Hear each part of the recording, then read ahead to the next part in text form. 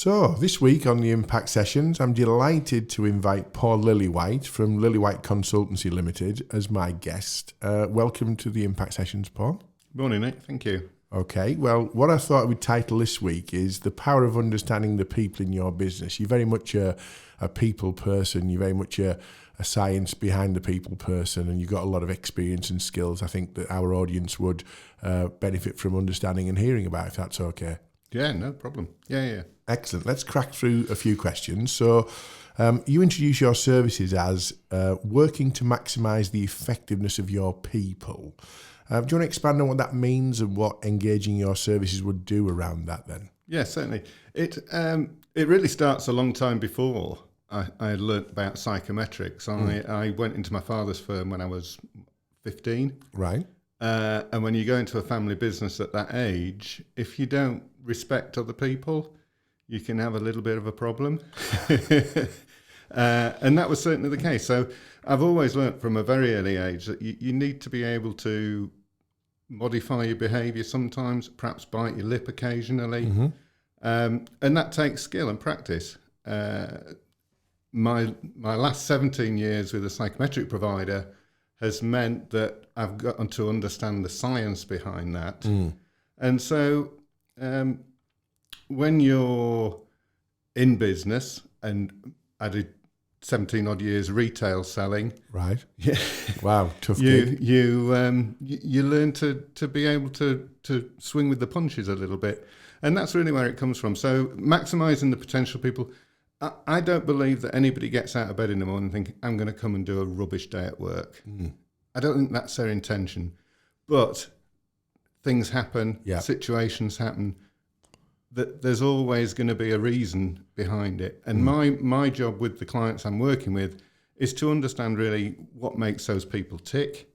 Maybe with assessments, may not be with assessments. Okay. So some of it's soft skill stuff and some of it's science-based, and it's a combination of the right tools to assess and understand the dynamics of those people then. Indeed. Yeah. And so, you look at a very popular assessment is around behaviours. But behaviours are driven by the environment that people find themselves in. Some people find them as a sort of hostile situation and they'll react accordingly, fight or flight. Others will see them as favourable and deal with them in a far more pleasant way. Okay. So you work with individuals, but you also work with teams then. In terms of that, why would the science of a psychometric help with sort of team development from recruitment right through to sort of developing their career paths? Yeah, definitely. I think what people don't, everybody's different. Yeah, thankfully, thankfully, yeah. And we're very complex and we're very complicated. And some self-awareness for me isn't perhaps as common as people think it is. We did an exercise yesterday morning, didn't we, at a networking event, and I just simply asked people to write down the 3 things that they would be described as most regularly. Some people really struggled just even thinking about that. It was almost really a frightening experience. So self-awareness isn't always the thing. You're right, aren't you? Massively. I mean, I've run assessments for 17 odd years. You sit down with somebody and you start talking to them about what they've produced, and they are self-assessment. The behavioural assessments we use are self-assessment. And they'll say, that's not me. That just isn't me. And you say, but it is. Why don't we bring a colleague in and have a chat? And the colleague will say, that's them to a T. Well, I don't think so. Right. And that, as a starting point, it's not a bad place to be. But so, yeah, certainly, when you become, in the retail business especially, you can be a really good merchandiser, display person, and all of a sudden you're put in charge of a shop, you're put in charge of a department. You have no idea how to manage people. So assessments can help in that degree. Self-awareness for me would always be the starter, to actually sit down with somebody and say, do you really understand who you are? Do you know what your motivators are? Do you know what you like, you don't like? And then you can start to progress and say, everybody's different. And you can create a path for them to maximise their performance, I guess, on that basis, yeah. Create a path and create a common language that people can communicate with. Because in every diagnostic I've ever done with a team, communication will always be in the top 3 issues. Right. Yeah, almost guaranteed. I work across all sorts of sectors and industries and businesses, and I would say that I would absolutely concur with that one. Yeah, very, very common that it's the issue that needs to be addressed. In terms of, if I had £1 for every time a senior or experienced sales representative was promoted to become sales manager, and then saw the whole sales team fall apart because they don't have the skills to manage the team, communicate effectively, and you also lose their sales on the road, as it were. And then you wonder why they do that. But lots of businesses promote and go, oh, he or she's really good at selling, let's make him sales manager, with no real thought process for the two jobs are very different animals, aren't they? Is that common, you see, that kind of thing happen? Massively, massively. I mean, it's Peter's principle in reality. I don't know whether you've come across that before. A long time ago. Do you want to explain that for me? Peter's principle basically is saying, you're promoted to beyond your capabilities. So yeah, I do remember that. Yeah. So you start in life, you take a sales example, you're good at selling. You earn good money. It's usually commission type based work. Yeah. And the motivator is, and then you're offered a manager's role where actually potentially you can earn less. Yeah. But there's other incentives. But not everybody wants those incentives. So again, it goes back to what your motivators are, what drives you, what you really enjoy doing. I've been in a sales environment for a long, long time. I've been a sales director. Some people just say, we don't want the responsibility of people. No. A very good friend of mine many, many years ago, he was an engineer, really important job, really good at his job. Then he was put in to manage a team of 5 or 6. I think he lasted about 3 or 4 months and just said, this isn't for me. Not for me. So not only did they lose a superb engineer, they then had to start all over again. Well, they've backfilled his job by then. Somebody else has taken, so you can't really take a step back, can you, in those situations? So he just called it a day altogether. Wow, okay. It's probably preempted my next question, which was, why do you think so many organisations still get the people side wrong? And what could they or should they be doing differently? But we've touched on some of those. Are there any other things that you see commonly that are fairly obvious to someone with your experience, but you'd say, why do they do that? I think from a recruitment perspective, I think the initial stage with the recruitment process is understand what the requirements of the job are. And if you're a recruiting manager, could you do the job? That's your first question. If the answer is yes, I could do the job, I've done it in the past, I could do it again, then the other element that a lot of people do is they recruit in their own image. Oh, yeah. Yeah. So people like themselves. Yes. That is great if you could do the job. And so if that's what you're looking for. Exactly. So if you're looking for a line manager that you've done the role, you understand the requirements of the role, you can go and find somebody similar to yourself, and the likelihood is they will like the role as well. If you're recruiting for an administrative type role, or let's say a financial director, and it's the worst job you would ever wish to do in a million years, why would you go and find somebody like you? You'd like them, but they wouldn't be effective. But the necessary is they're not going to have the right behavioural style. They might have the skills, but they won't have the behavioural style. I get invited by some of my clients to get involved in recruiting their sales professionals simply because the senior management team might come from a completely different background to the sales function. So they might be operational or creative or whatever it might be. And they see the salespeople as alien and different. And it's great that they recognise that, because I can come in as a sales professional and actually recruit and help them to recruit for kind of what they're looking for, not what they don't want, because they actually, in some cases, would look at somebody and go, I'm not sure I'd get on with them. Well, that's okay, because actually the reality is it's not about getting on with them, it's are they the right person for the job. So your science is behind that and the process behind that. So Lillywhite's a fairly new development, been going since the sort of middle of this year. And you develop programs around managing change and staff engagement, well-being, improving personal performance, that kind of thing. How do you go about designing the right process across such a range of offers that exceed the expectations of clients? Because clients are very demanding in 2019, aren't they, in terms of that instant gratification and return investment and that kind of thing. How do you go about, talk us through the Lillywhite approach? I think the important thing is listen. The important thing is, that there is nothing preempted.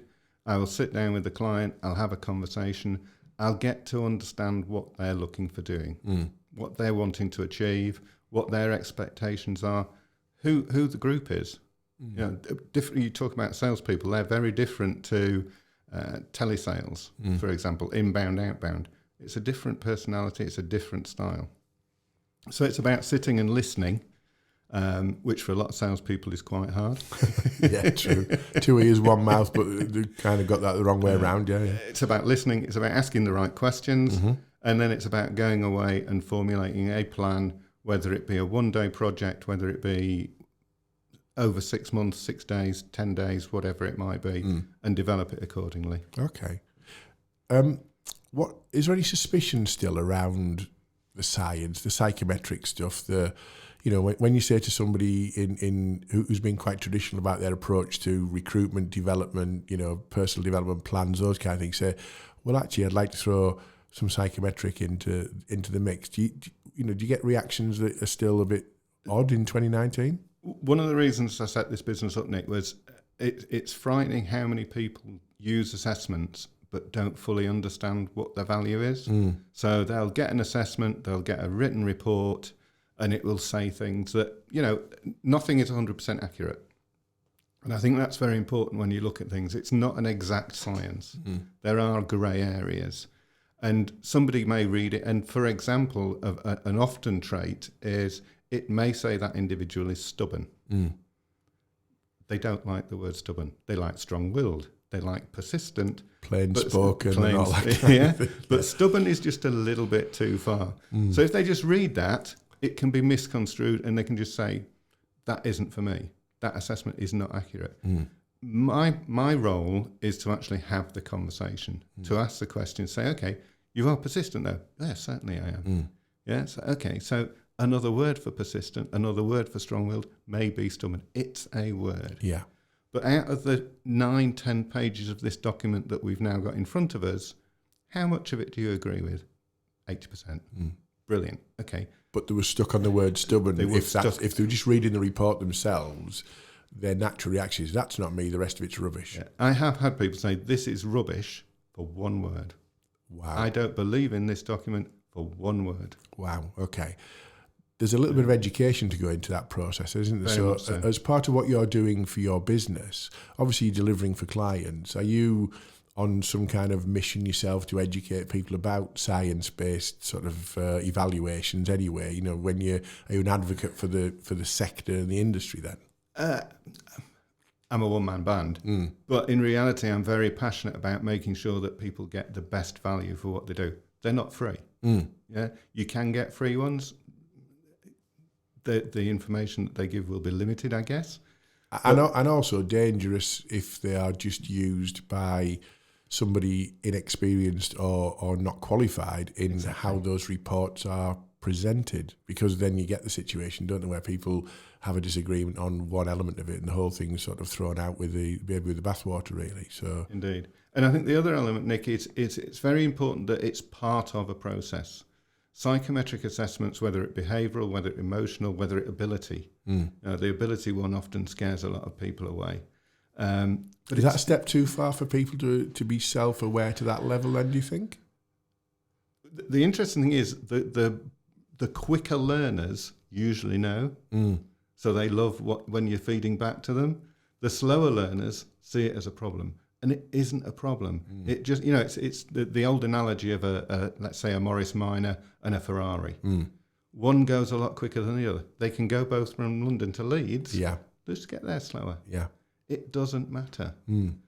But what is important, and we go back to that issue about getting things wrong.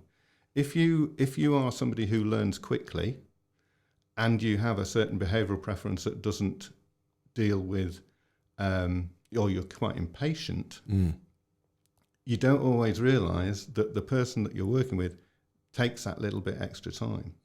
So many, many years ago, again, in another story, there was somebody brought into a business. They were brought into the senior management team because they were really good at what they do. We go back to Peter's problem. Yeah. And they were struggling. And nobody could understand why this person wasn't performing. In the management team within the team dynamics, he really struggled. We did some analysis, and we did do a assessment based on looking around his ability and his speed of learning. and he was very slow at numeracy. Right. Numbers was not his thing. And of course, when you come into a management meeting, at some point, the FD fires out the P&L and the balance sheet. There's a spreadsheet on the board, on the wall, and crunching numbers all over the place. And And he really struggled with that. He really struggled. So his way of dealing with that was shutting down. What, everything else then? So everything else. So he would sit in a board meeting and a management meeting at the end of the month and just be quiet. Once we'd understood it, once I'd spent some time with him and said, I can see that numbers are a problem, we put a little exercise in place where the FD issued him with the P&L and the balance sheet a couple of days before the meeting, sat down with him and said, if you've got any queries or questions, just come and ask. We can sort it out. The guy's behaviour in those meetings changed straight away. Because he'll have been then performing to his level in the role that he was involved in for that, why he's on the senior leadership team in the first place then, won't he? Indeed, yeah. But equally it removed the pressure and, as his perception, the hostility. His perception was, I don't understand the numbers, therefore I need to keep quiet. Remove that problem, he becomes himself. And sometimes it's not about removing the problem, just being aware of the problem, isn't it, really? Exactly. I've had the privilege of working with lots of organisations over the years. Some use psychometrics, some haven't. And the team dynamic ones always fascinate me because it is about raising awareness of your colleagues, isn't it? It's about raising awareness of their strengths and weaknesses. And then if you know about it, you can modify either behaviour, communication, language, etc., that kind of thing with them. So what have you got any other examples of, because that's a really practical example of something very small that can be done with such a big impact on an individual. Any other examples in your sort of career of where, using this kind of assessment, whether it's, psychometric or behavioural or whatever it might be, has had such a simple a result? I can see them nearly every business I go into. And it is fascinating. I'm concentrating at the moment with SMEs. Right. I like working with owner managers. What sort of level then, Paul, in terms of numbers of people would you say was a sweet spot? Between 10 to 50, something like that. Because you get really quick wins without all the larger organisations. There tends to be a lot more politics, and you've got a lot more hurdles to jump over. Whereas within the SMEs, change that example would make so much difference to the performance of that management team overnight. You asked for another example. Communication and understanding is always going to be there.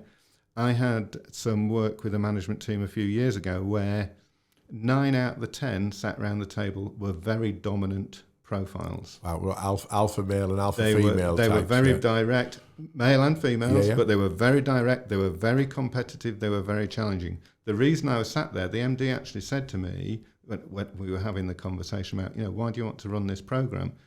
I can't trust the people around this table in case they want to get one over on me and they want my job. Wow.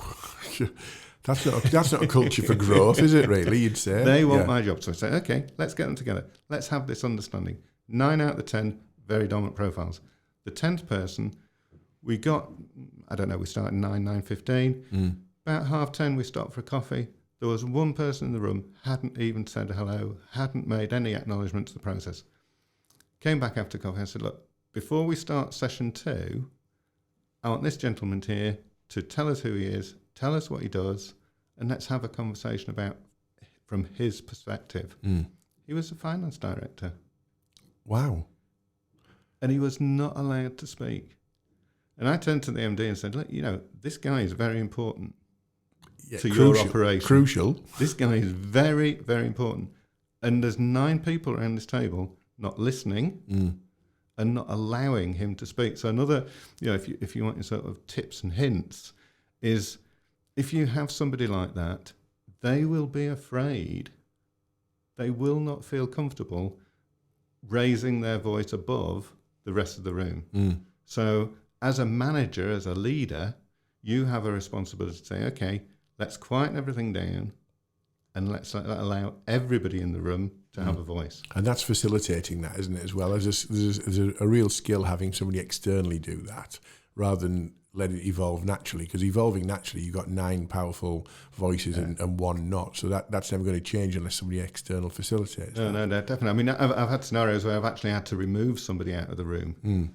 Well, for being too dominant or being too dominant. Opinionated is the word, isn't it? Having an opinion's great. Being opinionated, not so much, really. Yeah. Okay. Yeah. I like the sweet spot that you mentioned, sort of starting at 10 and upwards, because what often happens with the sort of small, medium enterprise businesses is someone starts a business, either accidentally or deliberately, in a particular field, and then suddenly, for an opportunity or otherwise, it grows quite quickly, and that can really scare people, can't it? And then the bit that they haven't got the handle on, they might be very operationally efficient, they might be making a good product, they might be delivering fantastic customer service, but their internal people are the big problem at that stage, aren't they? Because they haven't invested the time. So, if you're advising a business on a growth spurt, is that when they should be really looking at things either before the growth or mid-growth? Very much so. And the importance is so more significant. So if you're a team of 8 and you bring on another person, the importance of getting that person right is absolutely fundamental.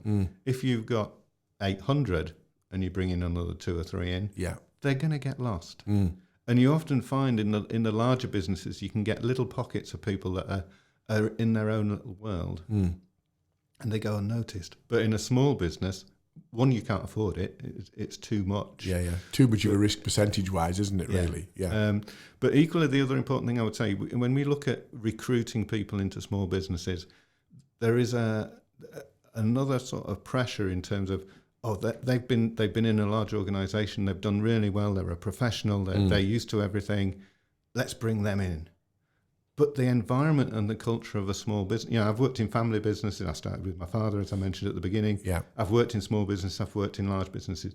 My personal preference, is to work in a smaller personal business where there isn't all the politics. You got a line of sight to decision making and all that kind of thing, haven't you? Indeed. And you have the autonomy. Some people like it, some people don't. The important thing is to make sure that you get the right person. I've dealt with a lot of recruitment companies and a lot of recruiters, and they develop a skill. They probably don't need assessments because they've developed a skill. But for Mr. Joe Bloggs just running his business or her business, they need some help very often. And I think psychometrics can just give them that edge. It's not just at recruitment, though, is it? It's about recruitment, it's about retention, it's about development. So do you want to give us an insight into how the science of a psychometric approach can help someone's career development and career path then? Well, I mean, the important thing is people change and job roles change. So when I'm doing, say I'm doing a development program with somebody, I will ask them, let's say they've been in the job 18 months. I say, okay, can you remember back to your first day when you started? And they say, yeah, I remember, we got shown around, we did all the intros, we did the bits and pieces. I say, okay, come forward 18 months. Is the job the same? Is the job you're doing now the same as the job you started 18 months ago? And that you applied for. And invariably, 99% of the time, I say, no, it isn't. Okay, let's explore why it's not the same. And it will either be that the environment and the culture of the business they've moved into has rubbed off and they've changed their style, or they've put their style onto the job. But it's different. Yeah. It can only be one or the two, though, can't it? Yeah. It's one or the other. But not many people actually go into that depth of thinking. It's just a job. Yeah, and they sort of just become, well, I just go to work and get on with it kind of thing. They don't think about it, do they really? No. Okay. So that for me is probably the main thing, is getting them to understand what the job role is, making sure that they fit, and then saying, okay, where do we move next? What do we need to do? If somebody has a slower brain and doesn't learn as quickly, there'll be smaller steps. If somebody is exceptionally bright, again, I recruited for a new CEO 8-9 years ago. I had 2 candidates. One was 55th percentile, which means they're slap bang in the middle. Yeah. The other was 95th percentile. Right. My recommendation to the board was they took the 55th percentile. Right. Interesting. Yeah. Because he'd been in the business. He was already in the business. Right. And he understood how that business worked. The 95th percentile, was an accountant. Right. Very good accountant. Very bright. Very bright, very quick. I interviewed them both. One of the comments from the 95th percentile was, I've never been a chief exec before. I've never been a manager. I quite like that. I'd like that on my CV. In my mind, that isn't the right reason to take on the job. No. They took him on. I'm assuming this This doesn't go well. This. It doesn't. They took him on the understanding this guy is in the top 5% in terms of speed of learning. Yeah. He's a genius. Right. He's very good. Yeah, he's bright. But is he right for this business? It was a manufacturing business. Right. He lasted 3 months and cost the business an absolute fortune. Right. In terms of making sure he could exit appropriately. He didn't lose. No. The business lost. They also lost the other chap who, when he didn't get the job, decided moved to a competitor. Yeah.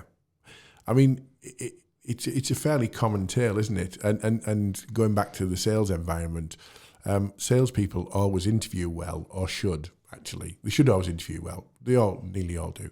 So if you're not used to recruiting salespeople, you will be blown away by someone's ability to present or ability to articulate your offering, or understand why customers should buy from you and all that kind of thing. And you go, oh wow, this person's great. But the amount of people who then come into a role and they're just the wrong fit, culturally the wrong fit, operationally, the amount of people who go into a sales role and say, well, I would sell, but I need a new website, I need a new this, I need a new that, and they're demanding their requirements before they become successful, is ridiculous. That's down to poor recruitment in the first place, looking for what we're actually recruiting for, what the gap is. That's where kind of your skill set comes in, doesn't it? Indeed. Yeah. I mean, salespeople are invariably chameleons. They develop a skill to be able to modify and mask to match their audience. Because selling is all about building rapport and building relationships. And the quicker you can do that, the likelihood is you're going to be better at it. Yeah, you're going to earn more money, aren't you? You're going to earn more money, yeah? So when they're in an interview, you have what you call an interview mask. Right. For an hour and a half, it's quite easy to be somebody you're not. To maintain that... Through induction and what's your first 3 months of probation period? Probation period is a lot harder to do. Yeah. So you see the real individual start to materialise. Yeah. Equally, it's very interesting that in terms of sales, people ring me up and say, I need a salesperson. We're not all the same. No. It depends on what you're selling. It depends how you're selling. Who you're selling to. Yeah. So that's again where the science just starts to say, okay, somebody comes to me and says, I want a salesperson. I need to understand what they're selling, how they're selling, who they're selling it to, and then we can work. But it's almost reverse engineering. But I think you're also looking at, what's the dynamics of the existing team as well, because, it takes one really bad appointment in a small sales team to cause absolute havoc, doesn't it? In terms of, like you say, culture, politics. You bring somebody in who's the wrong fit, and the people who are already doing a really good job, suddenly they've had their nose bent out of joint and they may start to leave. So it's a crucial thing to get right, isn't it, really? Yeah, fundamentally. And appointing the manager isn't always the best person in terms of their selling skills, their technical skills, their knowledge doesn't necessarily mean they'll be able to lead and manage people. It's a very different requirement, isn't it? One of my favourite assessments, well, I say favourite, one of the ones I've been exposed to quite a bit with different organisations is the 360. I love the idea of a 360, but they are potentially dangerous in the wrong hands, aren't they? They're often used, often misused, and just give us your take on a 360 as an assessment option. I would go back a stage, Nick. I would say the value of a 360 has to be in how it's communicated, it's going to be implemented. So it isn't a tool to be beating people over the head with. In my view, it shouldn't be done at appraisal time. It should be done at a separate point in the year. And 360s can be really powerful, but you need to be able to trust both the respondents and the people that are actually going to get the feedback. Once that's the case and you've positioned it correctly, it's all about the pre-delivery. It's about getting it right, getting sure the communication's there, making sure there's buy-in from the top of the organisation. So for me, a 360 should start with the board. if they're not prepared to get involved, then why should people further down the business get involved?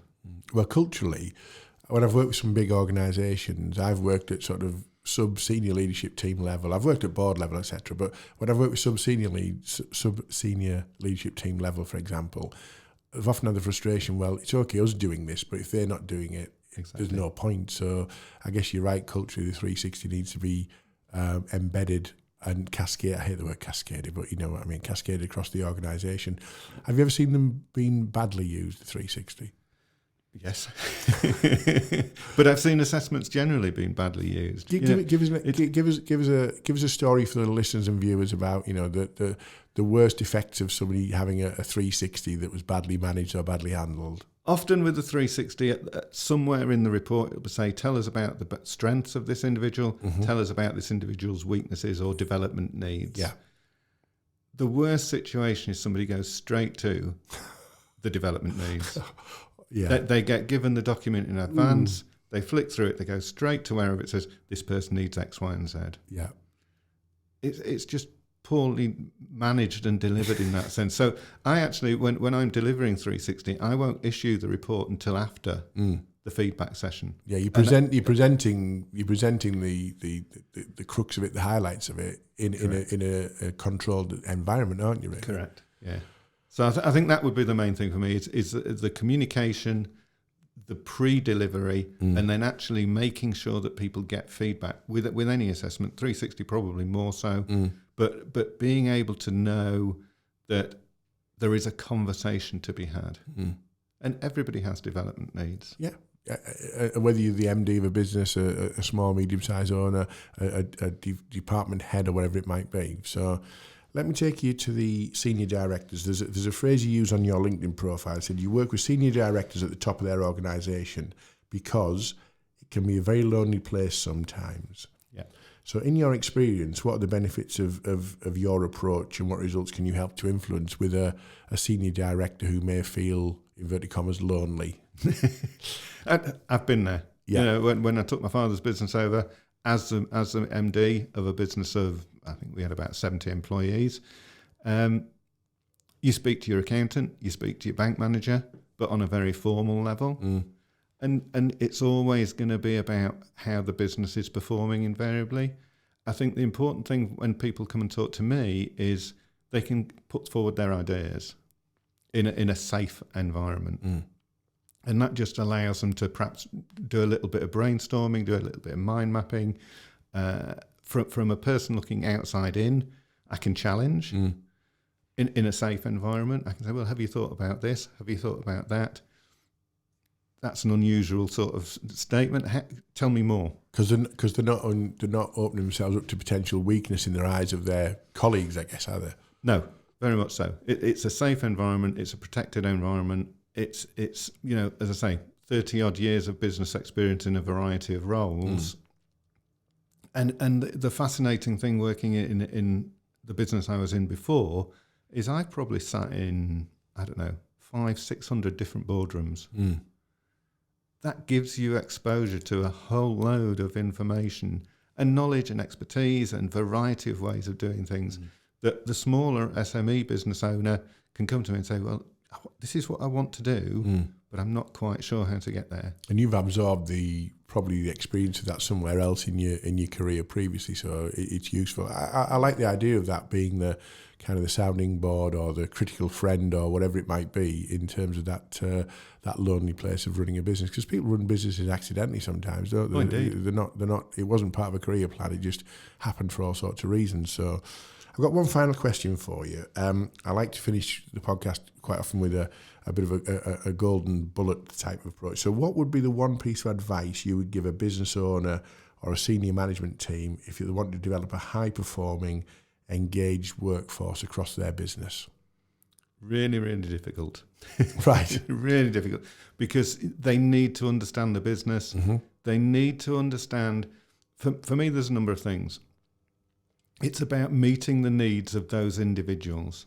So treating people as individuals. So you talk about a workforce. Let's say there's 50 people in the business. It's about talking to each of those individuals, making sure that their needs are being met, making sure that they're engaged, making sure that, and not everybody's needs are different, so you're going to have to mix and match. Yeah.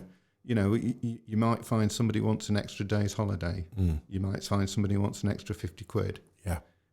It's just finding those little traits. I worked with an MD a long, long time ago when I was in the retail business, and he used to take a chocolate bar into the staff when he went into the stores. It was peanuts. You know, it was at that time 15, 20 pence or whatever it was. And the Mars bars were bigger in those days as well, Paul, weren't they? Yeah, but it made a difference. The staff felt that was what they should need. Bit of recognition, bit of bit value. Of recognition, bit of value. So that would be my tip, is treat people as individuals and really, really concentrate on listening and being quite open and probably being a little bit... You'll see that in a lot of senior roles, people get quite... they get the power bug. Yeah. And to try and be a little bit more humble, to try and be a little bit more aware and just allow people to do what they want and give them the freedom and the autonomy to do their own thing. Excellent. Listen, Paul, that's been absolutely fascinating. I hope our audience have picked up some really valuable tips there. It's not all about science. It's not all about assessment, but you know they can certainly help any organisation if they're looking to develop their people, develop their team, recruit, retain, and thrive. So it's been a pleasure having you on board at the Impact Sessions podcast, and we'll see you later. Thanks very much, Nick. And it is all about the people. Excellent. Definitely. Thank you. Cheers.